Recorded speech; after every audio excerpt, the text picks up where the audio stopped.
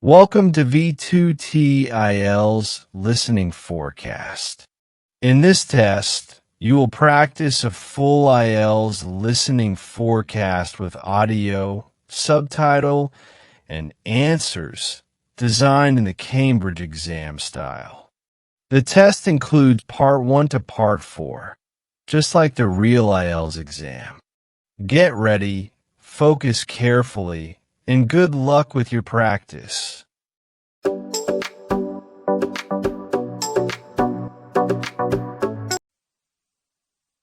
Section 1. You will hear a conversation between a customer and a booking officer at a theatre. First, you have some time to look at questions 1 to 4 on page 2.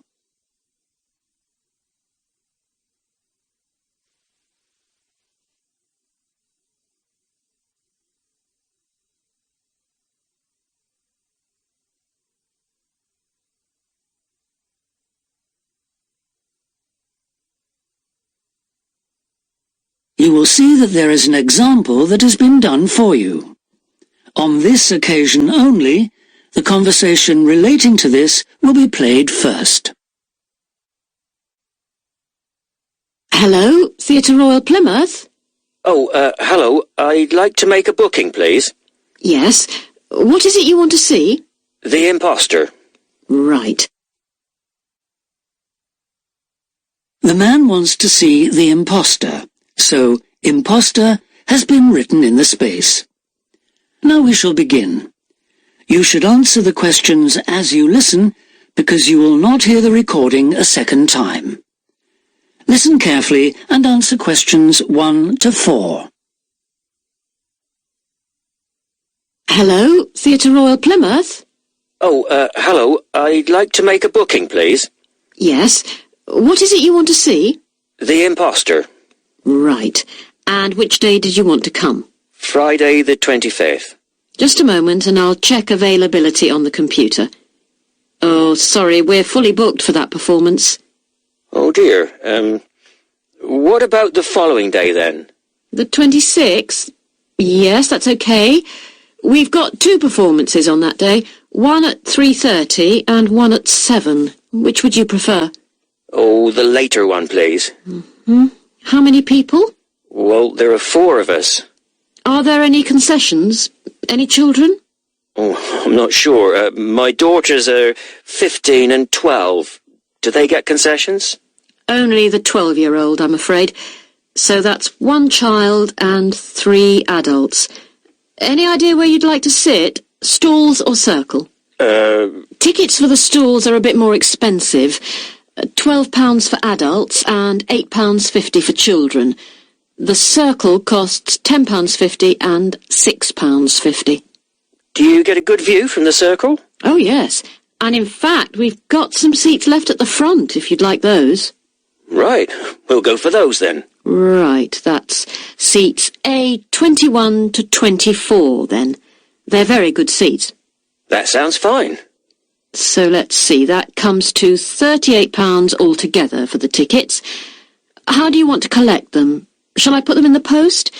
They'd be sent today by first-class mail, and there'd be an additional charge of £1 to cover postage and administration. Or do you want to get them from the box office yourself? Oh, yes. Could you send them, please? No problem.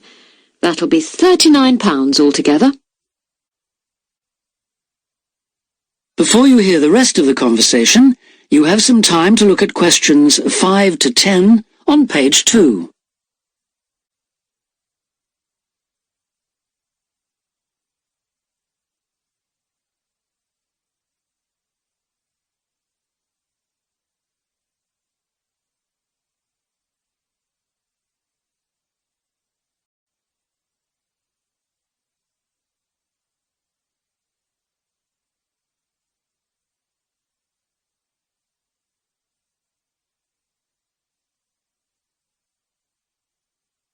Now listen and answer questions 5 to 10.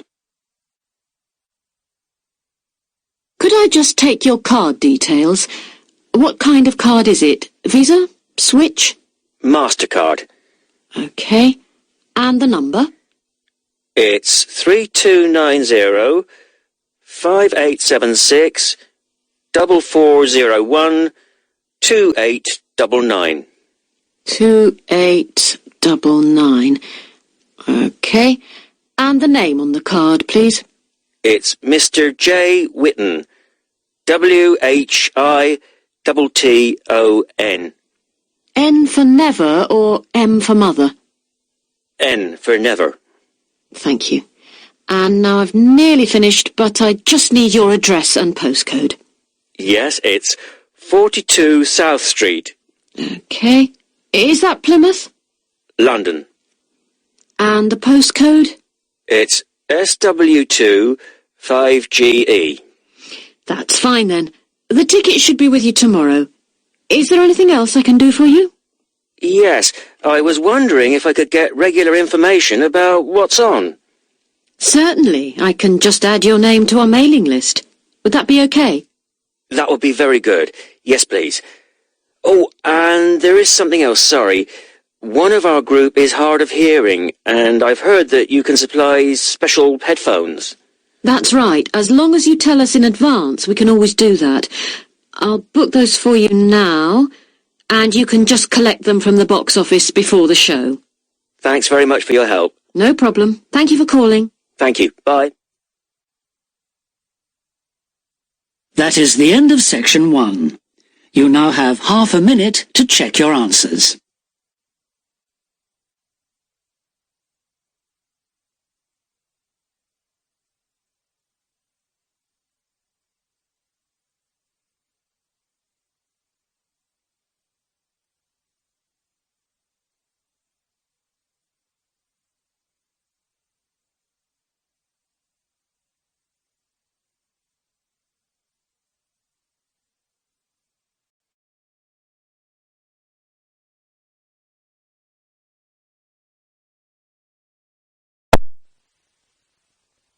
Section 2. You will hear the organizer of a rock festival talking to the exhibitors and performers at a planning meeting. First, you have some time to look at questions 11 to 17 on page 3.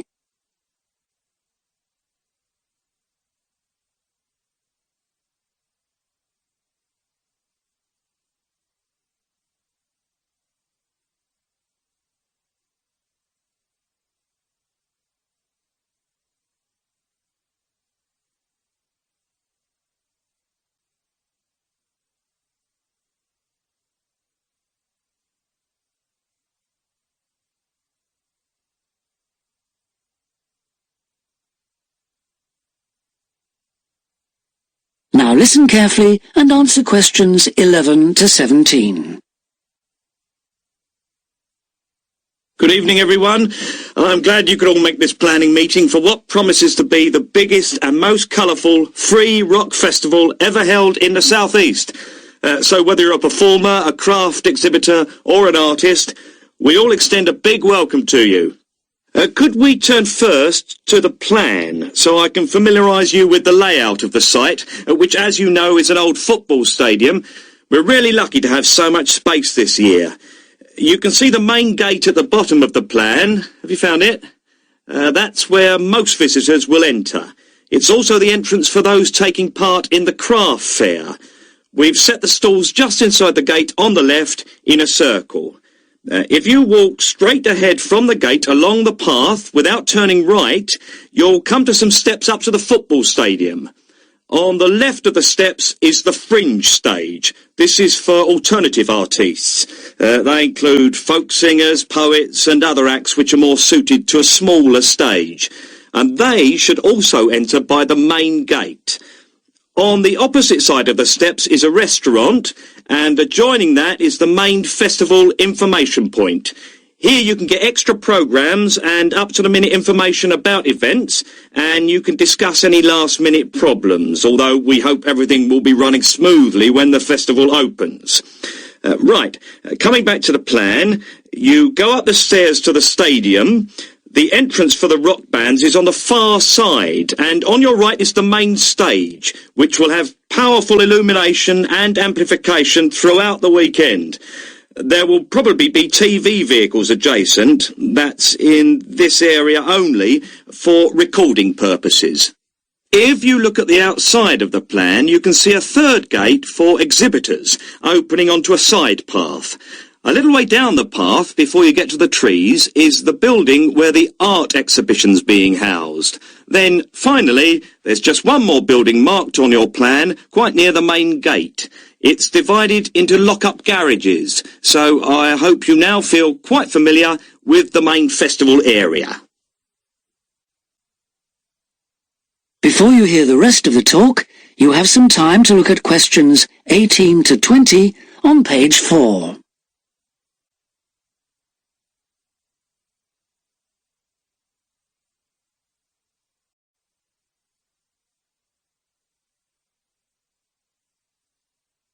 Now listen and answer questions 18 to 20. We also hope that you'll have received your welcome pack. In it you should find 2 parking tickets for yourself and anyone assisting you, an armband to indicate that you are an official visitor, one of our brilliant yellow badges with the new festival logo, a festival programme, and several sheets of information that we'd ask you to study carefully before the event. Please could you note that all setting up of stalls, displays and so on should be completed by 9:30 a.m. and that, unfortunately, we won't be able to allow any vehicles to enter the festival area after that time. Yeah, it's a big site, but even a few vehicles parked in the wrong place can block the paths. With crowds of people, and we are expecting several thousand, this can merely be a nuisance, but if there's an emergency and access for an ambulance is blocked, the situation will become not just annoying, but also dangerous. And don't forget, it could be your mother or your child who needs help. Several exhibitors and craftspeople have asked us if any provision can be made for overnight storage of tables, chairs and display items, rather than having to take them home and bring them again. We're pleased to say that a limited amount of space has been made available in the building near the main gate. You'll be issued with a yellow ticket to reclaim your property, similar to the red parking tickets, so do check you bring the right one. But please understand that this is entirely at your own risk, as we can take no responsibility for items lost or damaged. I think that's all I have to say at this point, but thank you all for your attention. That is the end of section 2. You now have half a minute to check your answers.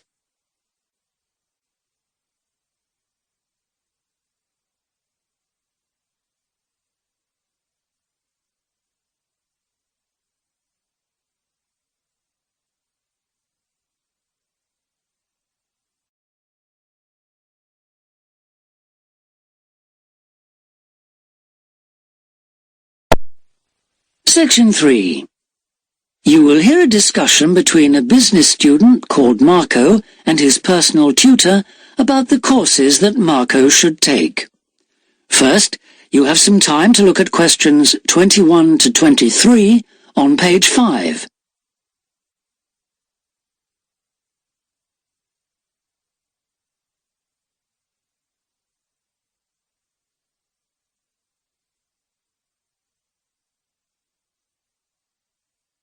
Now listen carefully and answer questions 21 to 23. Hi, Marco. Come in. Thanks. I've got a bit stuck trying to select courses for next semester. Could you help me, please? Of course. Sit down. First of all, most people just go for the areas of business that they're interested in, but even if something doesn't look very stimulating, it's important that you can use it once you get a job. It's not much good choosing areas that aren't going to be helpful later on. Right. I want to go into management, so I'll need to think about that. And should I start specialising in a particular area yet? I don't think that's wise at this stage. It's better to aim for a wide variety of subjects, especially as management covers so many possibilities.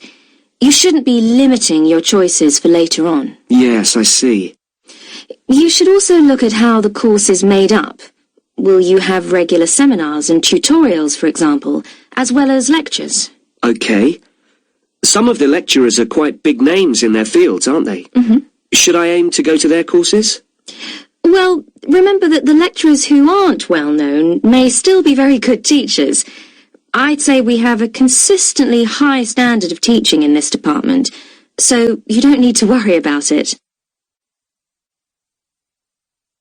Before you hear the rest of the discussion, you have some time to look at questions 24 to 30 on pages 5 and 6.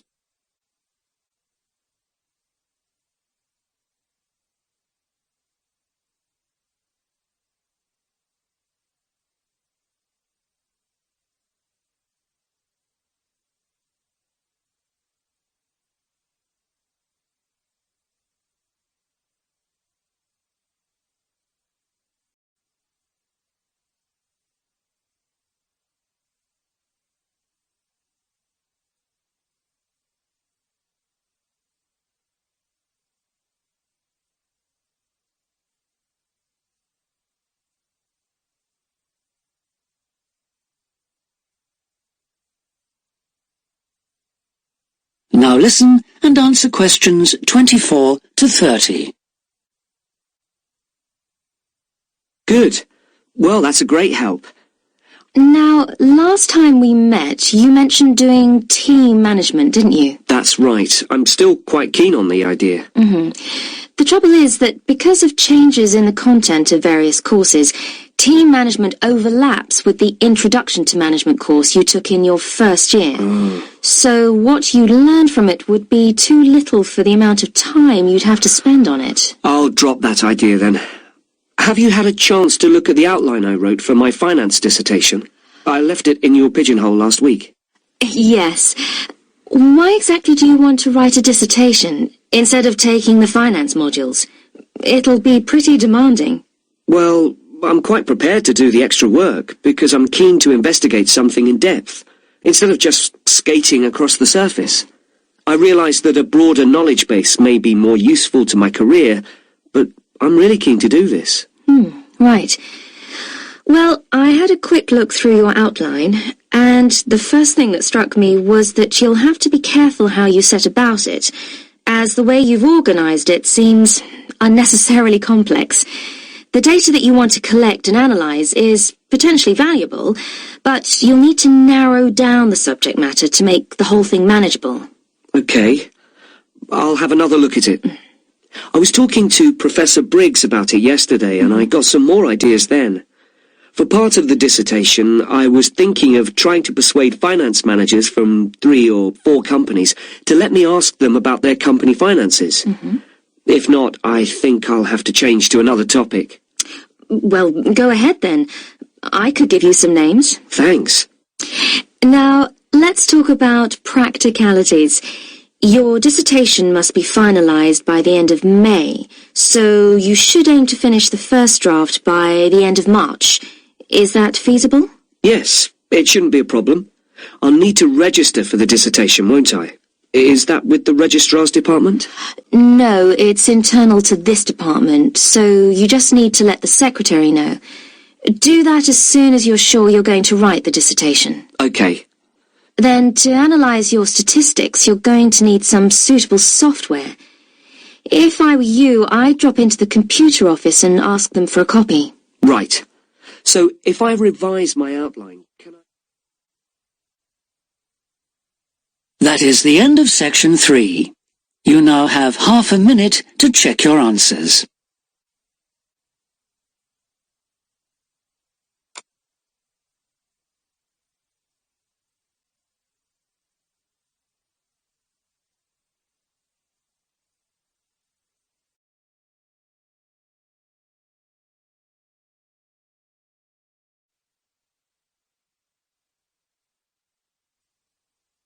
Section 4.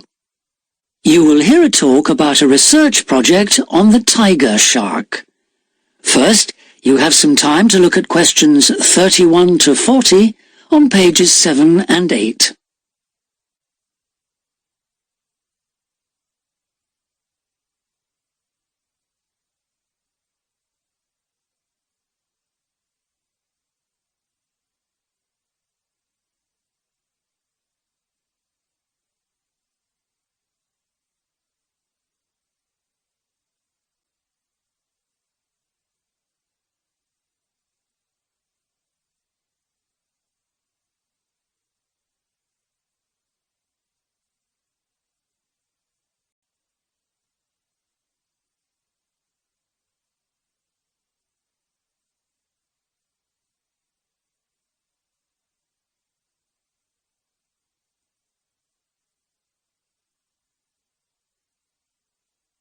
Now listen carefully and answer questions 31 to 40.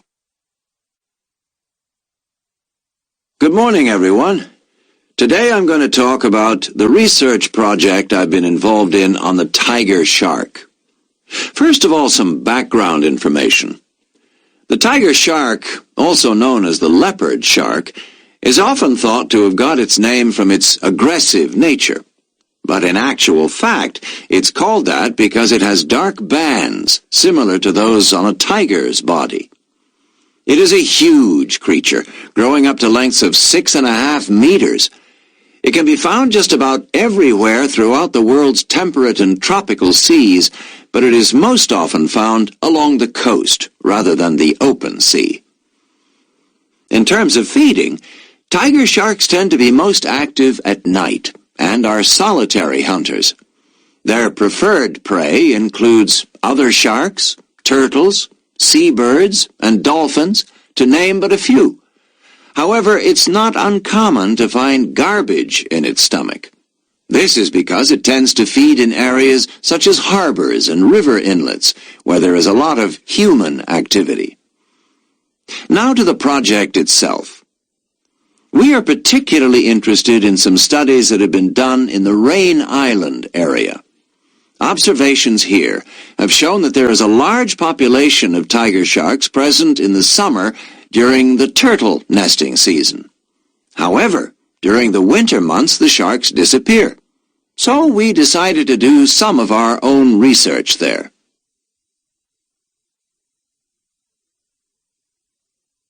The first step was to tag a number of sharks so that we could follow their movements. To do this, we first needed to catch the sharks. Early in the morning, we baited lines with large bits of fish and set them in place. These lines were then checked every 3 or 4 hours. If no sharks were caught, the baits were replaced. Once a shark had been caught on one of the baited hooks, it was pulled in close to the boat and secured so that we could carry out a number of brief activities to aid our research. This usually took no more than about 10 minutes and was carried out as carefully as possible to minimize any stress to the shark. Each of the tiger sharks that we caught was measured and fitted with an identification tag, and also a small amount of tissue was taken for genetic studies. For some larger sharks over 3 meters long, we also inserted into the belly a special acoustic tag capable of sending satellite signals, while on other large sharks we attached a camera to the dorsal fin to enable us to study the behavior and habitat use of the sharks. After this, the shark was released, and we were able to follow its movements. So what was the purpose of all this tagging? Well, while we were already familiar with some aspects of the tiger shark's behavior and food sources, what we hoped to do in this project was to see exactly what factors affected the migration patterns of tiger sharks and whether it was, in fact, food, weather, and reproductive needs. These are some of our findings. On February 21st, a large female shark, whom we named Natalie, was attracted to our research boat at the northern tip of Rain Island and fitted with one of the satellite tags I've just mentioned. No transmissions were received from Natalie between April 2nd and April 29th, indicating that she didn't surface to feed during this period.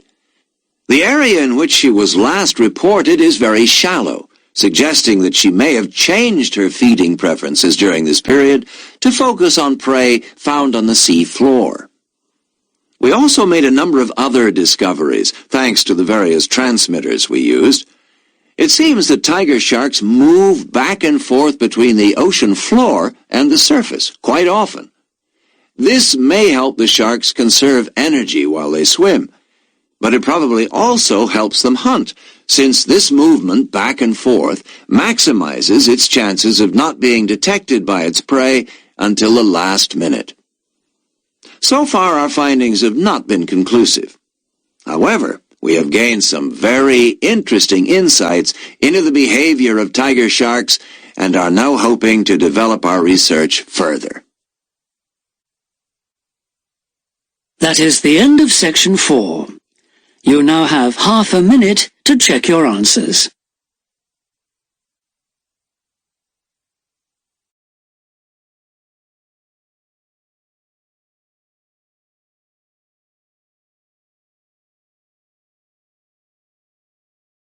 That is the end of the listening section.